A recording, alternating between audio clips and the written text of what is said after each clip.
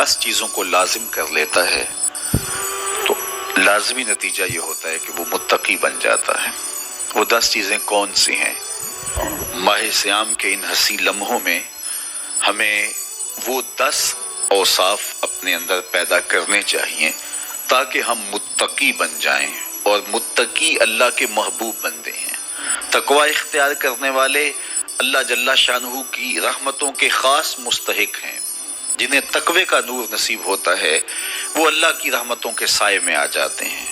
اگر ان پر مصائب، آلام، مشکلیں آتی ہیں تو ان کے تقوی کی وجہ سے اللہ انہیں راستے عطا کر دیتا ہے۔ وَمَن يَتَّقِ اللَّهَ يَجْعَل لَّهُ مَخْرَجًا وَيَرْزُقْهُ مِنْ حَيْثُ لَا يَحْتَسِبُ۔ اللہ اکبر۔ ارشاد فرمایا کہ جو اللہ سے ڈرتا ہے، تقوی اختیار کرتا ہے، اس کے لیے ہم مصیبت سے نکلنے کے راستے پیدا کر دیتے ہیں، اور اللہ جل شانہ اس کے لیے وہاں سے رزق عطا کرتا ہے جہاں سے اسے گمان بھی نہیں ہوتا ہے۔ تو یہ تقوی کا نتیجہ ہے جو اہل تقوی کو نصیب ہوتا ہے۔ تو حضرت شیخ نے 10 وہ امور بتائے جو اپنے اوپر لازم کر لینے سے تقوی نصیب ہوتا ہے۔ سب سے پہلی بات آپ فرماتے ہیں زبان کو غیبت سے بچائے۔ اتقاء کے حصول کے لیے زبان کو پاک کرنا ضروری ہے۔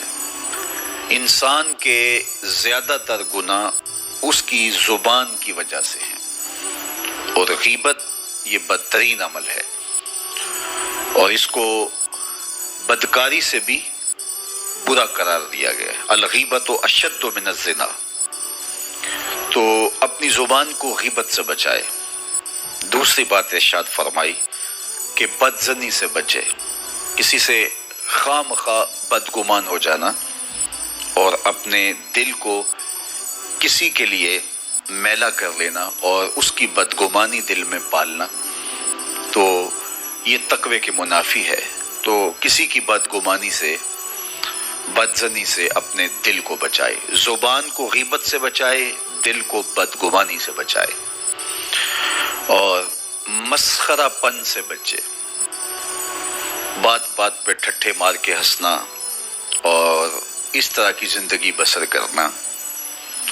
اور آج کل تو جب بھی دوست احباب اکٹھے بیٹھتے ہیں تو سنجیدہ اور متین باتیں کم ہوتی ہیں، زیادہ وقت لطیفوں میں ہی کٹ جاتا ہے۔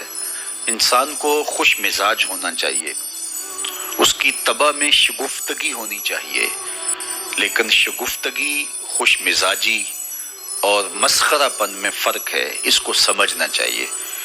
سنجیدہ اور متین زندگی یہ مومن کی زینت ہے، انسانیت کا حسن ہے۔ اس لیے تقوی کے حصول میں مانع ہے مسخرہ پن۔ اگر کوئی شخص متقی بننا چاہتا ہے تو اس کو سنجیدہ اور متین بننا ہوگا۔ طبیعت کی خوش مزاجی یہ معنی نہیں ہے، لیکن مسخرہ پن اور چیز ہے، اس سے روک دیا گیا۔ چوتھی چیز حضرت شیخ احمد فرماتے ہیں کہ اپنی آنکھ کو حرام سے بچائے۔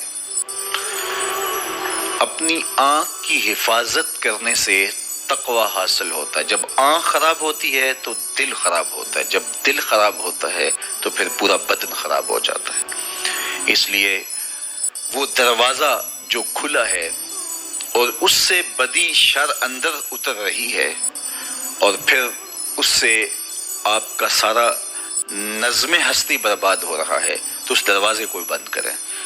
تو اپنی آنکھ کو حرام سے بند کریں۔ پانچویں چیز ارشاد فرمائی ہمیشہ سچ بولے۔ جھوٹا شخص کبھی متقی نہیں ہو سکتا۔ اتقاء کے حصول کے لیے اپنے آپ کو سچ کا خوگر بنانا ہوگا۔ سچ کے بغیر کبھی نہ بولیں۔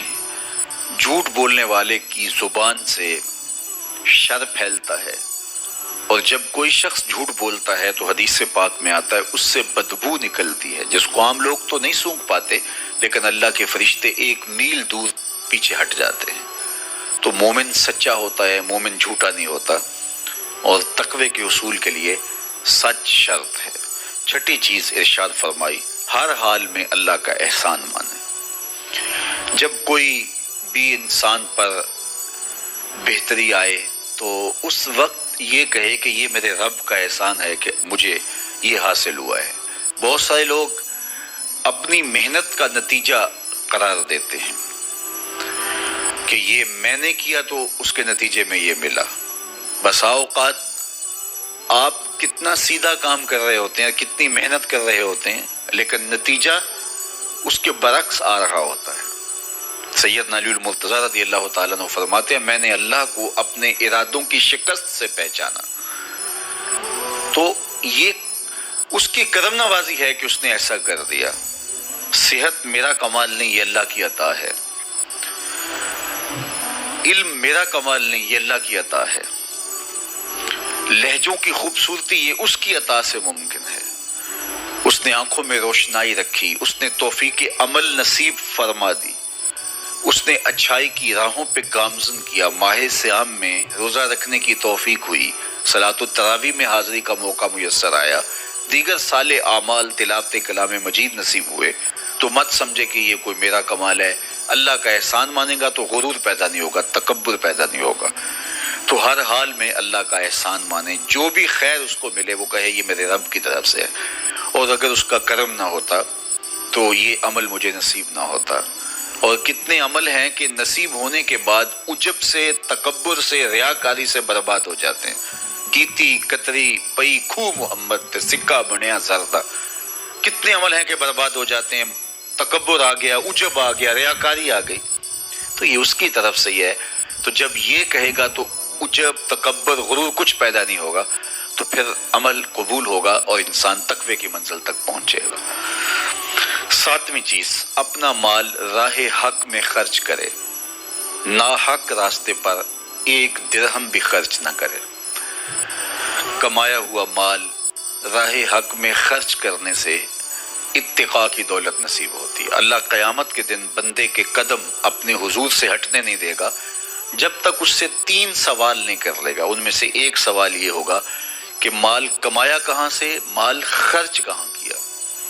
جس طرح مال حلال کمانا ضروری ہے، مال کو جائز جگہوں پہ خرچ کرنا بھی ضروری ہے، حق کے راستے پہ خرچ کرنا بھی ضروری ہے۔ اس لیے یہ اپنی طبع کے اندر لازم کر لے کہ کبھی بھی اس کا مال کسی ناجائز اور فضول کام میں خرچ نہ ہو، راہ حق میں اس کا مال لگے۔ 8ویں چیز، نفس کے لیے کبھی بڑائی بلندی نہ چاہے، اس سے طبیعت میں سرکشی آئے گی اور تقوی کے راستے میں یہ عمل مانے ہے۔ اور نمازوں کی حفاظت کرے۔ نمازوں کی اگر حفاظت نہیں کرتا تو باقی سارے عمل اس کے پاس ہیں، تو وہ متقی کیسے بن سکتا ہے؟ چونکہ یہ تو اسلام کا بنیادی فریضہ ہے جو اہل ایمان پر لازم کیا گیا ہے، جو کسی صورت کے اندر بھی، حتیٰ کہ حالت بیماری کے اندر بھی معافی جس کی نہیں ہے، سفر کے اندر بھی نماز کی معافی نہیں، مختصر کر دی گئی، قصر کر دی گئی، لیکن معافی نہیں دی گئی، حالت جنگ کے اندر بھی اس کی معافی نہیں ہے۔ تو نمازوں کی محافظت کرے۔ اور 10ویں چیز، حضرت شیخ فرماتے ہیں عقیدوں کی صحت کا خیال رکھے، اپنے عقیدے، اپنے نظریات خوبصورت رکھے۔